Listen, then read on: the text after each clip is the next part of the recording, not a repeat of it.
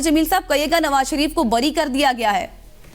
जी बिल्कुल, जिस अंदाज के अंदर ये हियरिंग चल रही थी और उसमें दिखाई यही दे रहा था, क्योंकि नैब की तरफ से जो दलाइल दिए गए उसमें दो बुनियादी नुकात थे। एक तो वो ये कह रहे थे कि इसको रिमांड बैक कर दिया जाए, जिसमें जज साहब ने सजा सुनाई थी। बाद में उनका एक वीडियो स्कैंडल आया सामने, फिर उनको नौकरी से बरतरफ भी किया गया, उनको सजा भी दी गई।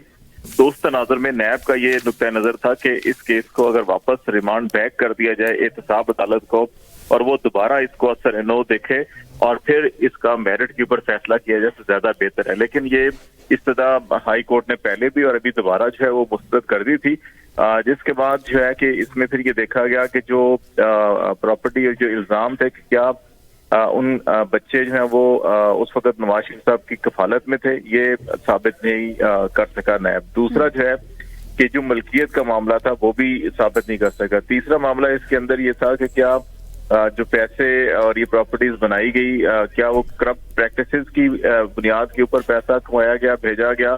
तो इसमें भी नैब की तरफ से जो दलाइल दिए गए, उन्होंने कहा कि ये क्योंकि सुप्रीम कोर्ट ऑफ पाकिस्तान के हुक्म के तनाजुर में ये रेफरेंस बनाया गया था और इसमें JID के जो सरबराह थे वाजिद ज़िया, उनकी की गवाही और शवाहिद जो उन्होंने दिए थे उसके ऊपर सारा का सारा इन्हिसार किया गया था। और जज है कि वो खुद भी ये उस वक्त उन्होंने एतराफ किया था कि उनके पास ऐसे कोई सबूत नहीं है कि ये तमाम पैसा जो है या प्रॉपर्टी जो है करप्ट प्रैक्टिसेस के नतीजे में बनाई गई हैं।